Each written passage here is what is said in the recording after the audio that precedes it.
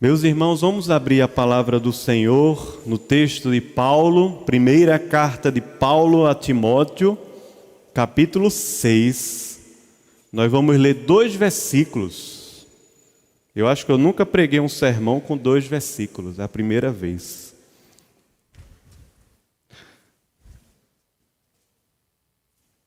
Primeira carta de Paulo a Timóteo, capítulo 6.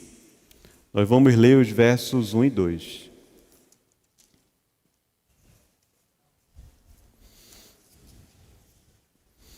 E vamos meditar nesse texto,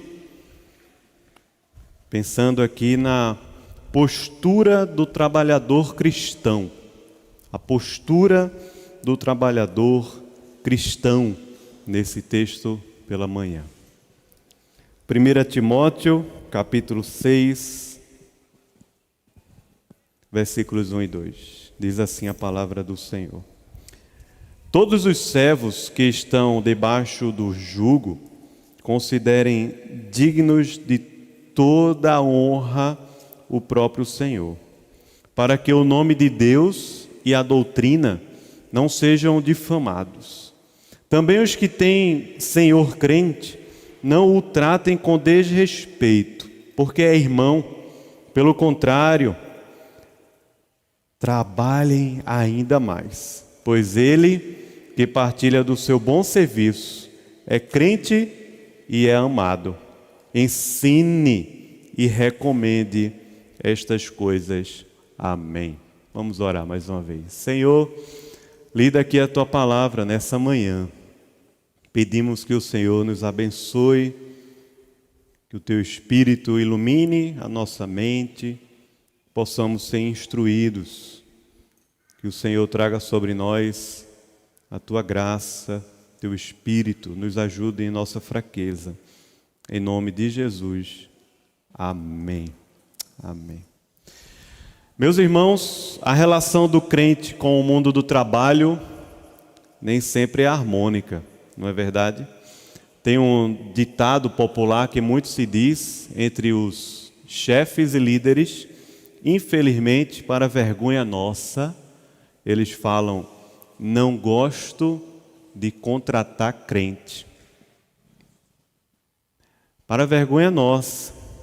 Os crentes querem faltar o trabalho para ir para a oração, sair mais cedo por causa do acampamento, faltar por causa da programação evangelista, sair mais cedo para não perder o estudo lá na igreja. E aí, meu amigo, quando descobre que o patrão é crente, é que o negócio fica feio mesmo. Os crentes exploram.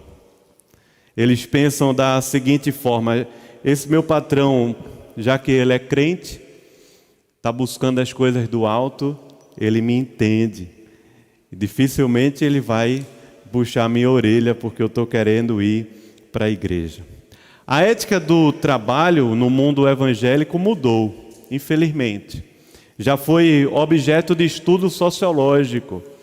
O Max Weber, sociólogo clássico, escreveu um livro justamente fazendo a sua pesquisa sobre a ética protestante e o espírito do capitalismo. No estudo do Max Weber, ele pensou, ele analisou como a fé reformada mudou a mentalidade do povo, especialmente os reformados, os protestantes, a respeito do trabalho, e que naturalmente, por causa das virtudes em torno da família e do trabalho, os protestantes prosperaram também financeiramente na sua época. Mudou um pouco, parece que hoje a coisa é meia contrária. Há uma ética da vocação forte que nós herdamos a nossa fé, mas parece que nós estamos deixando de lado, tendo em vista que o testemunho a nosso respeito hoje não tem sido dos melhores. O apóstolo Paulo escreveu alguns textos sobre isso. Se você puder abrir sua Bíblia, Efésios capítulo 6, o apóstolo Paulo escreveu sobre essa relação dos servos e senhores. Colossenses capítulo 3 também, e Tito no capítulo 2, Timóteo seria aqui a 4ª vez que o apóstolo Paulo escreve, ou seja, pelo menos 4 vezes em suas cartas o apóstolo Paulo tratou de forma específica sobre essa relação entre senhores e servos.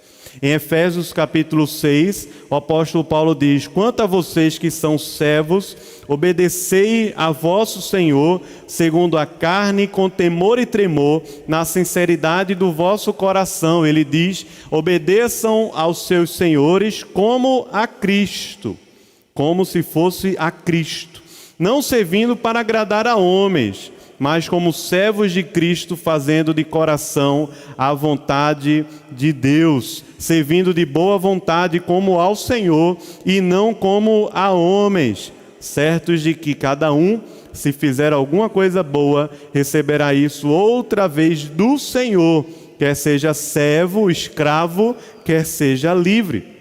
Colossenses capítulo 3, o apóstolo Paulo também escreveu dizendo: servos, obedecei em tudo ao vosso Senhor, segundo a carne, não servindo apenas sob vigilância, visando tão somente agradar a homens, mas em singeleza de coração, temendo ao Senhor. E tudo o que fizerdes, faça de todo o coração para o Senhor e não para homens.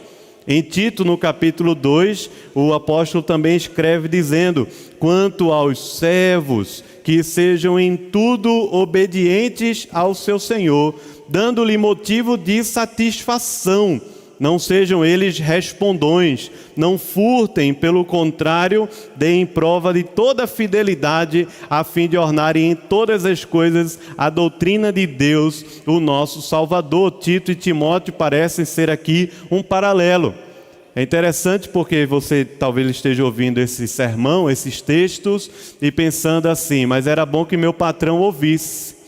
No entanto, aqui para Timóteo, o apóstolo Paulo fala apenas aos servos, como a Tito.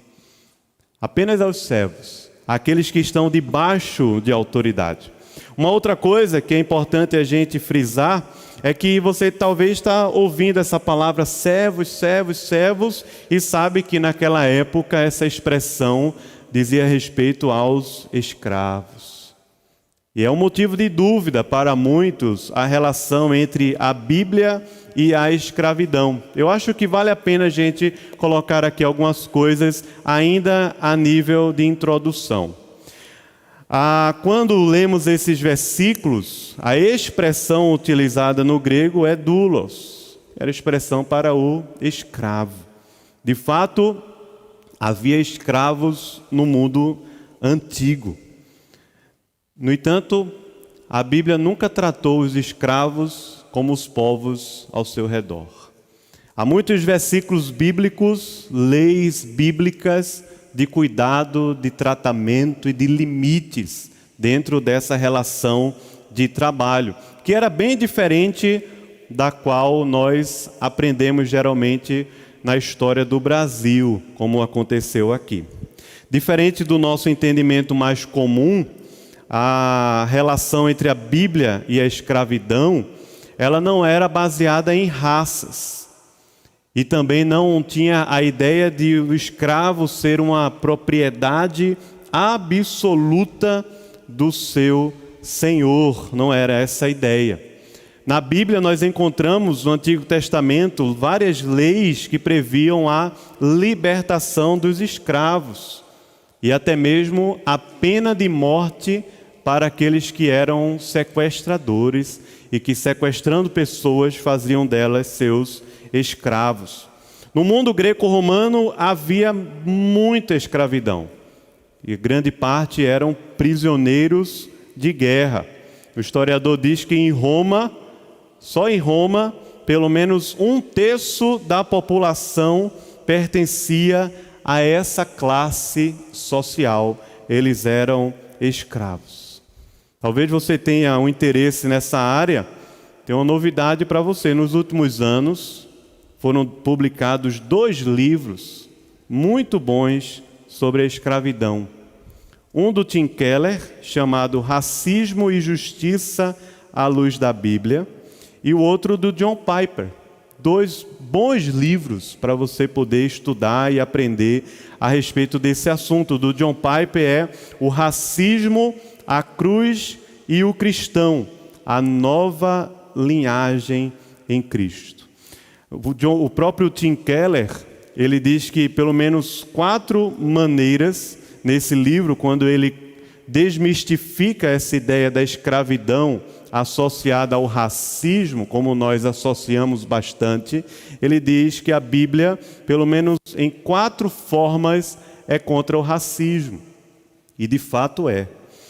E nós temos visto isso, quem acompanha futebol, na Liga Espanhola, com o caso do Vinícius Júnior. Infelizmente, toda a problemática que vai sendo gerada em torno da questão ganha também outros ares que têm a ver com outras ideologias que nós não precisamos partilhar delas. Mas a Bíblia em todo momento ela nos ensina que nós devemos cuidar e amar do nosso próximo, porque todos são a imagem de Deus. E Deus criou sim essa diversidade, de todos nós somos frutos dela. O Tim Keller, quando escreve esse livro, diz que o racismo é uma violação à glória de Deus. Ele diz, por causa da imagem de Deus no homem, por causa do mandamento de amor ao próximo, por causa da nova criação e por causa do evangelho da justificação pela graça somente através da fé, pois o que nos une é um sangue muito maior do que o que corre nas nossas veias. O que nos une como irmãos é o sangue de Cristo. Se fosse para falar mais sobre essa relação de escravidão, nós temos um livro da Bíblia que o apóstolo Paulo escreveu e que nos traz uma teologia bíblica assim bastante robusta, apesar de ter apenas um capítulo, que é o livro de Filemon. Paulo escreve a Filemon e um dos temas daquela carta era justamente um escravo fugido. O nome dele era Onésimo.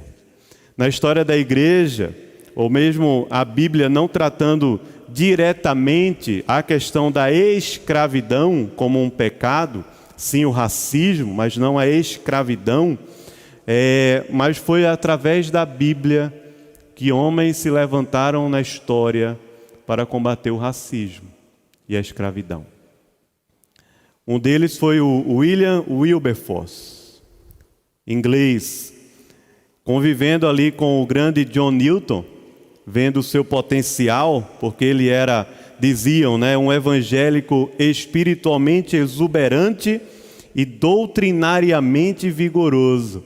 O John Newton olhou para o William Wilberforce e disse, você devia ser pastor. É assim que nós fazemos muitas vezes com os jovens, quando a gente vê aquele fervor no coração, aquele desejo pela palavra de Deus, disse ao William Wilberforce, você devia ser pastor. Mas o William Wilberforce entendeu que deveria ser político, parlamentar. Entendeu o chamado dele na esfera pública. Lutou de maneira incansável no parlamento inglês pela proibição do tráfico negreiro. A destituição e desconfiguração completa da imagem de Deus no ser humano, que chegou à América, tanto na América do Norte como também aqui na América do Sul. Em 28 de outubro de 1787, com 28 anos, William Wilberforce escreveu no seu diário, o Deus Todo-Poderoso colocou diante de mim 2 grandes propósitos, a eliminação do tráfico de escravos negros e a reforma da moral aqui na Grã-Bretanha entre os cristãos. Em 1807, mais ou menos 20 anos depois, ele foi votado na Grã-Bretanha como ilegal o comércio de escravos. E foi só em 26 de julho de 1833, 3 dias antes da sua morte, foi proferida a lei que abolia a escravidão na Inglaterra e em todas as suas colônias e que no século XIX também foi se alastrando pelo mundo da América e por toda a terra, como sendo uma lei começou na Inglaterra com um cristão, parlamentar, político, que entendeu a palavra de Deus e lutou por ela na esfera pública. Mas voltando para o texto de Paulo, que não fala sobre racismo, e que eu precisava desmistificar um pouco essa relação da escravidão com o racismo. Voltando aqui para o texto de Paulo, o apóstolo Paulo instruiu Timóteo quanto viúvas e presbíteros da igreja. Nós estudamos isso nas semanas passadas. Como as viúvas, verdadeiramente viúvas, deveriam ser tratadas e também como os presbíteros deveriam ser tratados pela igreja do Senhor Jesus. Agora o apóstolo Paulo menciona um terceiro relacionamento social, uma terceira ênfase relacional que fazia parte também dos dilemas que Timóteo enfrentava ao pastorear a igreja em Éfeso. Havia muitos escravos, muitos servos. Qual deveria ser o comportamento desses escravos diante dos seus senhores? Tendo em vista que o próprio apóstolo Paulo já havia escrito antes que em Cristo não havia escravo nem livres. Todos eram um só. Como é que o escravo agora deveria se portar diante do seu senhor, especialmente se ele também for da mesma igreja, se ele também for crente? Veja que o núcleo aqui do texto bíblico de Paulo a Timóteo está justamente na relação do cristão com a sua vocação no mundo, com o seu papel e como ele deve lidar com os seus senhores, a postura que o trabalhador cristão deve ter. Versículo 1, o apóstolo Paulo diz assim: todos os servos que estão debaixo de jugo de trabalho, ou seja, todos os doulos, todos os escravos, aqueles que estão debaixo do jugo, considerem dignos de toda a honra o próprio Senhor. Aqui o Senhor não é o Senhor Jesus, mas aqueles que são senhores sobre a sua vida, autoridades. Considerem dignos de honra o próprio Senhor, ele diz, para que o nome de Deus e a doutrina não sejam difamados. Postura do trabalhador cristão, em primeiro lugar, o apóstolo Paulo diz: tenham todo o respeito por seus líderes. Patrão, o chefe, pessoas que exercem autoridade sobre nós. No mundo complexo como o nosso, dificilmente você tem apenas um líder, um chefe. Geralmente é uma cadeia que vai se desenvolvendo e vai crescendo. Às vezes até em ambientes diferentes, porque muitas pessoas trabalham em lugares também diferentes, não apenas em um lugar só, nessa complexidade, que a gente vive hoje. O apóstolo Paulo diz: tenham todo o respeito por seus líderes.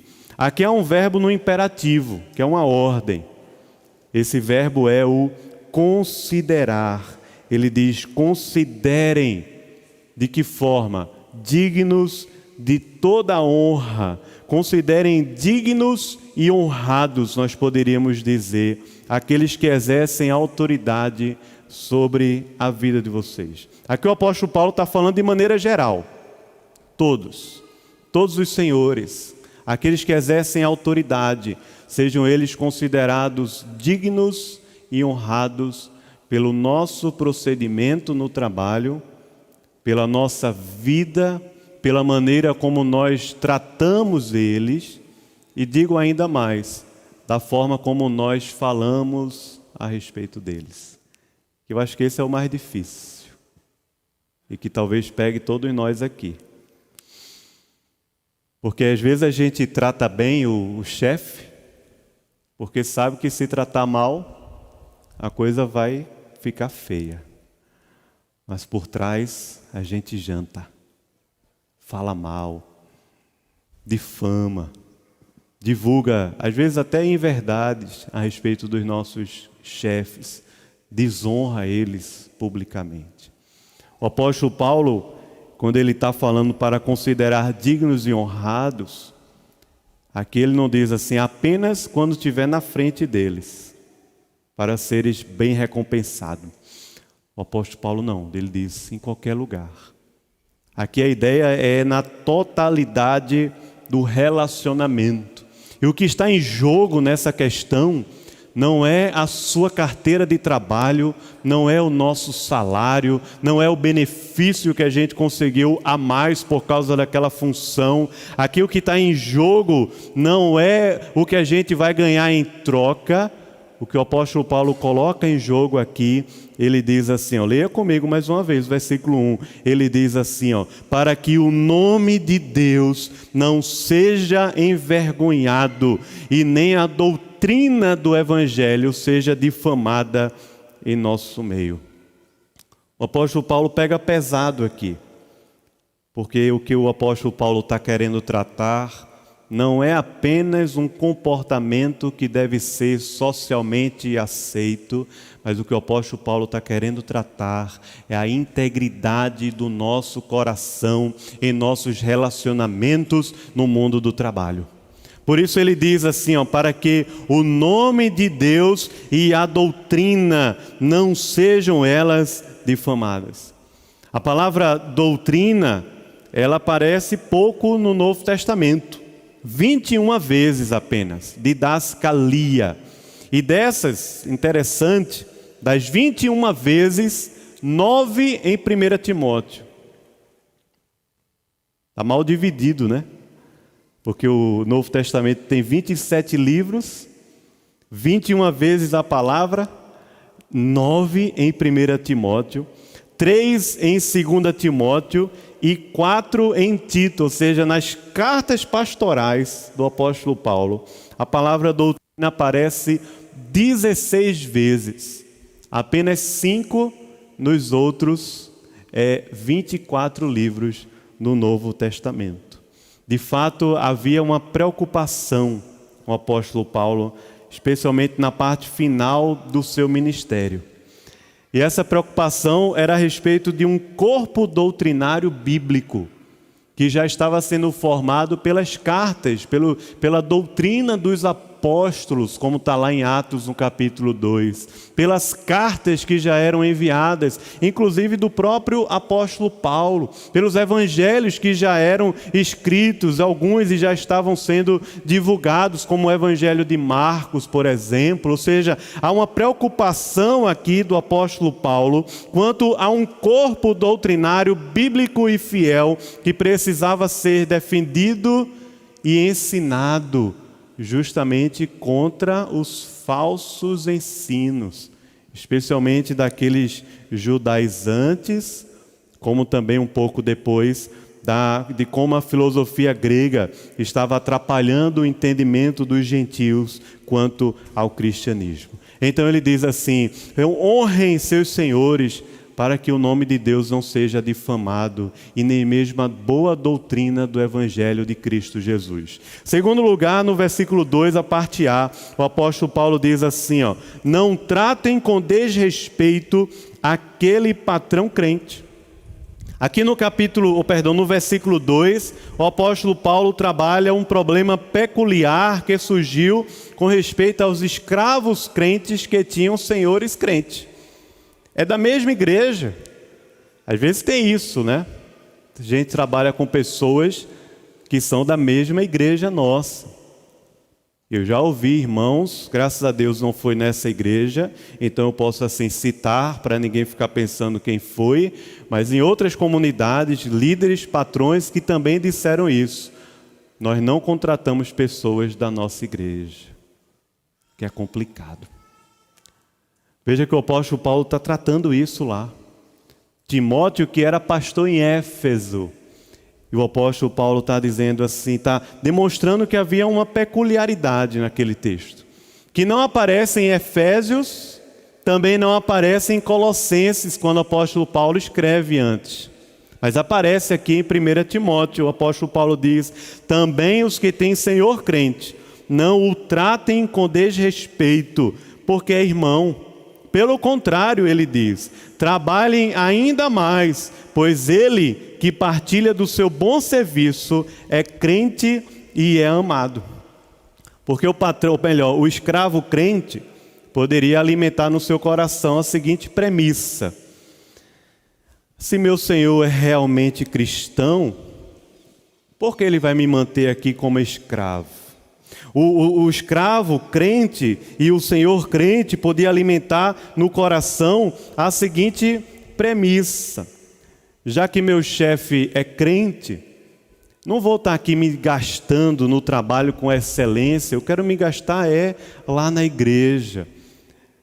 Como nós pensamos muitas vezes hoje, meu chefe, já que ele é crente, ele vai entender os dilemas que eu estou vivendo, ou ele vai entender esse conflito que o trabalho tem com as programações da igreja, porque ele também é crente. Como a gente também tem hoje, já que meu chefe é crente, ele vai entender o meu corpo mole aqui no trabalho, porque ele sabe que o foco da minha vida são as coisas lá do alto.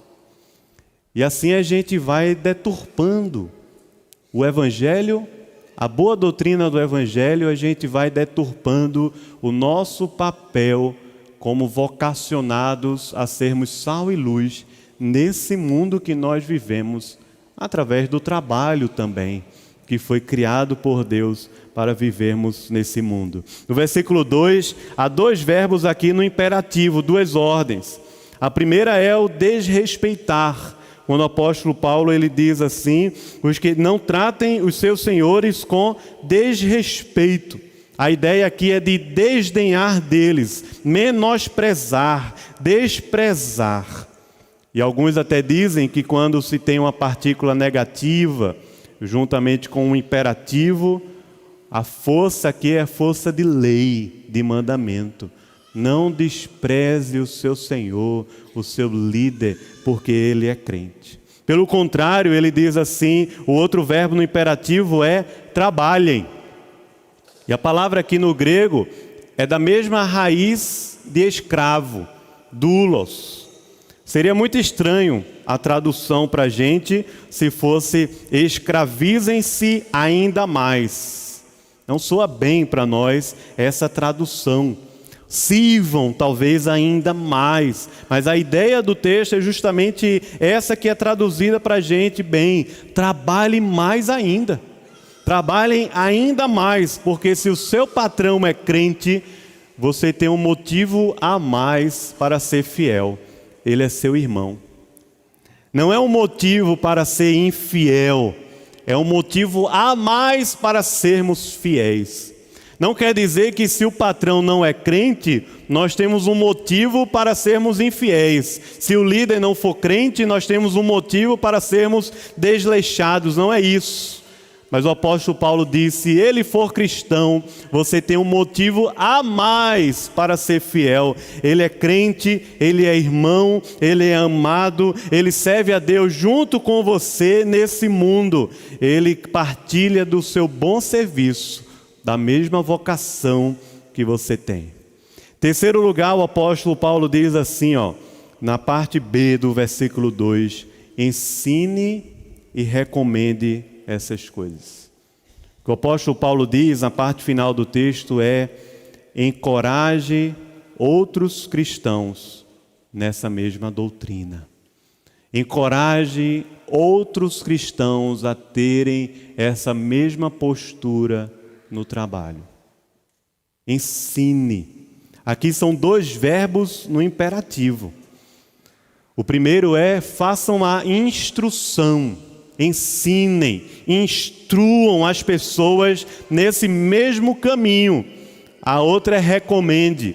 A palavra recomende aqui é paracaléu, é exorte, anima, fortalece, consola, encoraja de forma humilde e não de forma orgulhosa, mas de forma humilde. Põe o ombro no ombro do seu irmão e encoraja ele a respeito de todas essas coisas. Recomenda. É a parte final do apóstolo Paulo, quando nesse imperativo, o que nós temos é o apóstolo Paulo dizendo a Timóteo assim: Timóteo, não desista, continua ensinando, continua insistindo nesse ponto. Porque de fato a preocupação do apóstolo Paulo era para que a boa doutrina do Evangelho fosse refletida de forma verdadeira na vida da igreja e que isso repercutisse também no mundo que nós vivemos, onde nós fomos enviados para sermos sal e luz através da nossa vocação. Essa preocupação já foi presente alguns anos atrás, quando o apóstolo Paulo escreveu primeira e segunda carta aos Tessalonicenses. Alguns anos atrás dessa carta aqui, os irmãos lá na igreja de Tessalônica pensavam o seguinte: trabalhar para quê? Se Jesus vai voltar, não é não? Arrumar a cama para quê se eu vou desarrumar de noite? Não é assim que a gente pensa? Trabalhar para quê? Eu quero mesmo é cuidar das coisas espirituais. Aqui eu estou falando entre aspas. Eu quero é cuidar das coisas lá do alto. Para que eu vou trabalhar? Já estava presente lá. E o apóstolo Paulo disse, tá bom, tudo bem. Não quer trabalhar, tudo bem. Mas também não coma. Não fica, como a gente diz aqui no Nordeste, né? Arregando a comida dos outros. Como eu tinha um amigo na escola, no ensino médio, que ele, todos os dias de segunda a sexta, se posicionava na parede da cantina do Colégio Agnes. E todo mundo que passava com o lanche, ele fazia o pedágio. Dá um pedaço, me dá um pedaço, me dá um pedaço. Todo mundo tinha que passar por ali, ele pedia um pedaço. Não foi você não, Gustavo. Não, de fato não foi ele. Tinha que pedir um pedaço, um pedaço, um pedaço, um pedaço. E quando tocava, que geralmente toca, e tem assim 1 minuto, a cantina está fechando ali e tal, aí ele corria, pegava o lanche dele e ia comendo para a sala de aula. O apóstolo Paulo diz, não coma, não fica, é o que o apóstolo Paulo está querendo dizer assim, não seja pesado para os outros, indo de casa em casa, acabando com a despensa dos outros e fofocando de lá para cá. Veja o que ele escreve, se você abrir aí a segunda carta de Paulo aos Tessalonicenses, no capítulo 3, versículos 10 a 12. Segunda carta de Tessalonicenses, capítulo 3, versículos 10 a 12.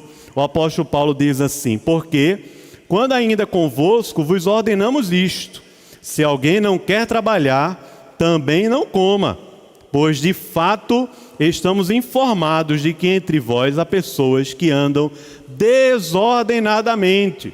E aqui o apóstolo Paulo não está falando de questões ligadas à prostituição, à idolatria, mas ele diz, tem irmãos que estão andando no meio da igreja desordenadamente. Por quê? Porque não querem trabalhar. Não quer trabalhar. E aí ele diz, beleza, tudo bem. Agora, preste atenção. Ao invés de, desordenadamente, não trabalhando.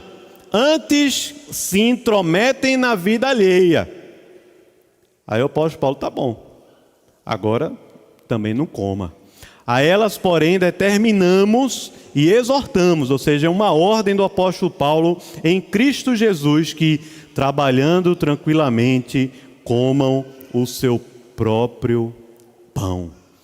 Se não trabalhar, também não coma. É interessante porque nossa caminhada cristã, boa parte dela é no mundo do trabalho. Quantas horas você passa na igreja, no domingo?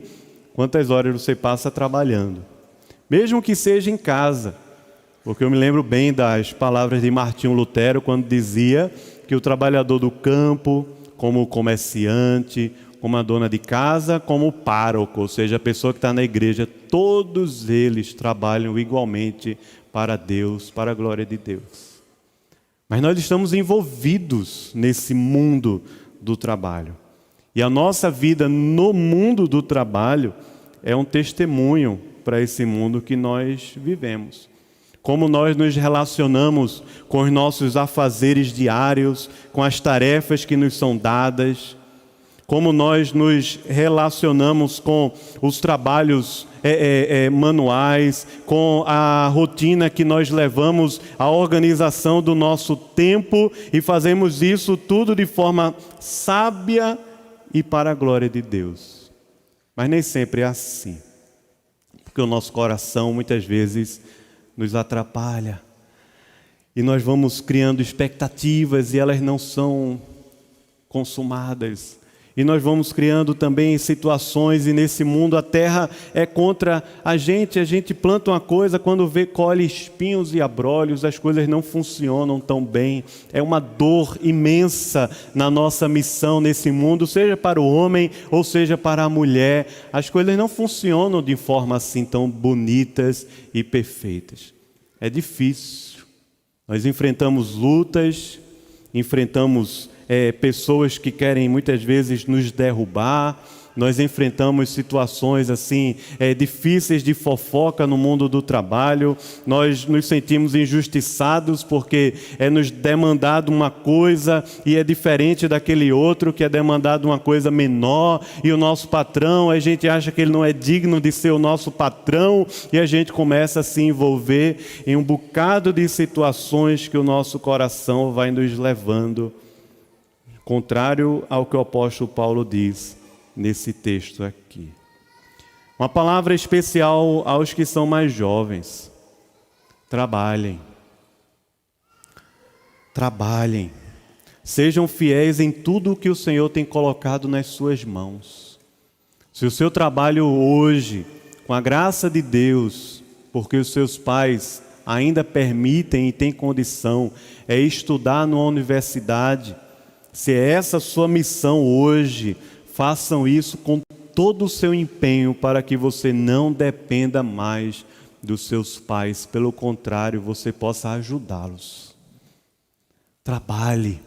Não prolongue a sua adolescência, mas amadureça na fé do nosso Senhor Jesus, como também nos seus propósitos para a nossa vida aqui nesse mundo. Uma palavra aos líderes, talvez aqui pastores, presbíteros, diáconos, pessoas que estão lidando com os irmãos da igreja. Presta bem atenção, sigamos a recomendação do apóstolo Paulo. Ensina essas coisas, recomenda essas coisas, porque nós nos envolvemos no discurso. A pessoa que está com o coração assim ferido, chateado com o patrão, chateado com o líder na igreja, chateado com o professor, chateado com o pai, com a mãe, chateado com alguma pessoa que exerce uma função de autoridade, vem conversar com a gente se comove, a gente toma as dores do outro e fica até chateado com a pessoa que está lá, que a gente nem conhece, muitas vezes. O apóstolo Paulo diz: ensine e recomende essas coisas. Que coisas? Honrem.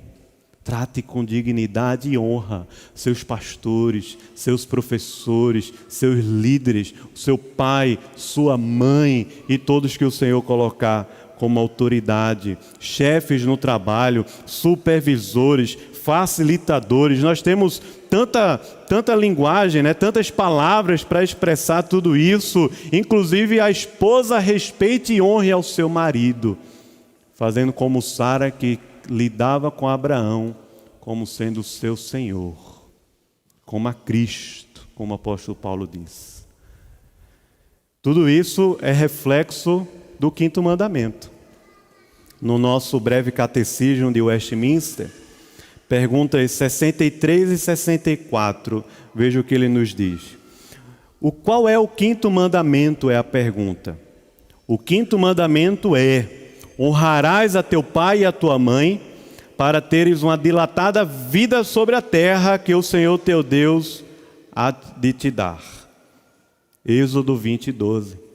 Mas na pergunta 64 ele pergunta: o que é que exige o 5º mandamento? Ele responde: exige a conservação da honra e o desempenho dos deveres pertencentes a cada um, em suas diferentes condições e relações, com superiores, com inferiores ou com iguais. Tratar com honra, tratar com dignidade, faz parte do mandamento do Senhor, para termos vida aqui na terra. John Stott, quando fala sobre esse texto aqui, Ele diz que o apóstolo Paulo está na parte B do versículo 2, está fechando toda essa parte que nós estudamos, desde o capítulo 5, completo, até o 6, verso 2. Ou seja, a igreja deve aprender a honrar, como ele diz, as verdadeiras viúvas e cuidar delas. Os presbíteros que lideram bem devem ser achados dignos de dupla honra. Os escravos devem ser considerados seus senhores como dignos de honra. E nós, o povo de Deus e líderes, devemos ensinar e recomendar a igreja a honrar as verdadeiras viúvas, aos seus presbíteros, como também honrar aos seus senhores, para que o evangelho não seja difamado. São as boas obras. Lembra de Paulo escrevendo aos Efésios? Ele diz: pela graça sois salvos mediante a fé. Isto não vem de vós, é dom de Deus. Não de obras, para que ninguém fique se gloriando que foi salvo pelos próprios méritos. Mas o apóstolo Paulo não termina aí. Ele diz no verso 10: pois somos feituras dele, criados em Cristo Jesus para as boas obras, as quais Deus de antemão preparou para que andássemos nelas. Essas boas obras, elas são refletidas justamente na nossa vida como cristão, no mundo que nós vivemos.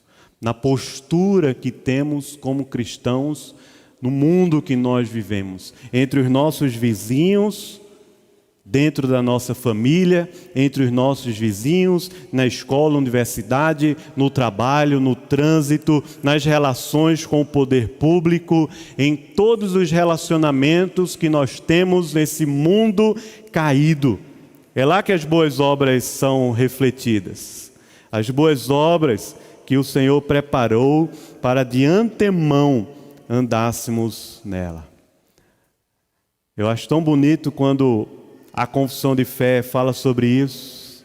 No capítulo 16 ele diz: estas boas obras, feitas em obediência aos mandamentos de Deus, são o fruto e as evidências de uma fé viva e verdadeira.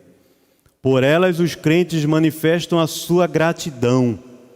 Por elas os crentes robustecem a sua confiança, edificam seus irmãos, adornam a profissão do Evangelho, tapam a boca aos adversários e glorificam a Deus, cuja feitura são, criados em Jesus Cristo para isso mesmo, a fim de que, tendo o seu fruto em santificação, eles tenham no fim a vida eterna. Servos, respeitem e honrem aos seus senhores. Porque a postura que o cristão tem no mundo do trabalho é um testemunho bom do nome de Cristo ou um testemunho que difama a doutrina bíblica e fiel do Evangelho de Cristo. O que podemos fazer nós, enquanto trabalhadores? Nós vivemos um mundo injusto, é verdade, desigual, é verdade, complicado, é verdade, mas quando nós somos sal da terra e luz do mundo, o Evangelho de Cristo é adornado pelas nossas boas obras. Por isso eu termino esse sermão chamando vocês, como chamando a mim também. Aqui, em primeiro lugar, desenvolvamos uma ética no trabalho digna do Evangelho de Cristo. Lembre-se das palavras de Paulo aos Efésios. É como ao Senhor. Como ele falou aqui em Timóteo, para que o nome de Deus não seja difamado. Ou seja, desenvolvam a ética na vocação digna do Evangelho, porque nós somos servos de Cristo e também servos uns dos outros. Em segundo lugar, honrem aos seus superiores. Seja ele crente ou não. O pai, a mãe, os pastores, presbíteros, diáconos, líderes de ministérios, seu marido, os professores, supervisores, encarregados, chefes, patrões, líderes, honrem aos seus superiores, aos mais velhos, aos que precisam ser respeitados, porque é um valor cristão, bíblico, o respeito e a honra.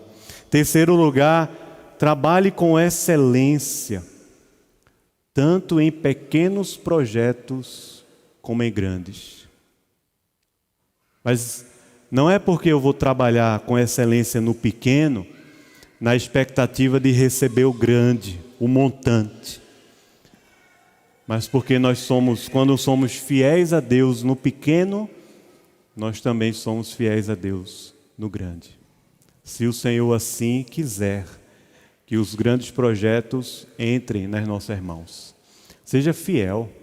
Se a sua função é simples nesse mundo, seja fiel a Deus. Se é complexa, seja fiel a Deus. Fiel, trabalhando com excelência. E dedique, em quarto lugar, toda essa excelência à glória de Deus e não para ganhos pessoais. Não seja fiel e trabalhe com excelência porque vai receber um aumento, uma nota, uma coisa, um benefício, porque de alguma forma você quer ser reconhecido. Não viva dessa forma porque você vai viver como um escravo, mesmo sendo livre. Mas dedique toda essa excelência para a glória de Deus e não para reconhecimento de homens. E em último lugar, eu quero exortar os irmãos: apeguem-se e ensinem a boa doutrina do Evangelho em todo o tempo e como ela se aplica a todas as áreas da nossa vida, porque do princípio Deus criou todas as coisas. Vamos orar ao Senhor. Queria chamar você, baixar sua cabeça, fechar os seus olhos.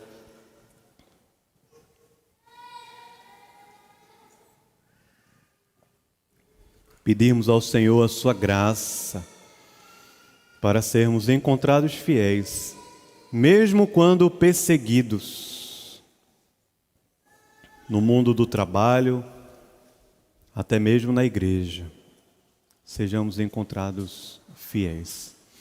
Senhor, nós estamos diante da Tua palavra, ó Deus, colocando o nosso coração em quebrantamento diante de Ti, porque é difícil para nós nos relacionarmos com os nossos patrões, chefes, líderes. O nosso coração é rebelde, egoísta. Muitas vezes, ó Deus, pensamos apenas nos nossos próprios interesses. E te pedimos a Tua graça, Senhor, para que a Tua igreja seja fiel ao Senhor no mundo do trabalho, Senhor. Se for a Tua vontade, por Tua graça, Deus, que esse testemunho feio, sujo, que nós temos hoje da Tua igreja, seja também transformado. Para que o Teu povo trabalhe com excelência para a glória de Deus, honrando aos seus senhores, a começar dentro da nossa casa. Nos abençoa, Pai, nos ajuda a termos dignidade e honra, não só nas nossas palavras, nas nossas atitudes, mas também no nosso coração. Ó Deus, pedimos perdão pelos nossos erros nessa matéria. Pedimos ao Senhor força, poder do Teu Espírito, para trabalharmos com excelência nas pequenas coisas que o Senhor tem colocado em nossas mãos e para a glória do Teu nome. Nos ensina a honrar os nossos líderes e trabalhar para eles como para o Senhor. Em nome de quem nós oramos, o Senhor Jesus Cristo. Amém.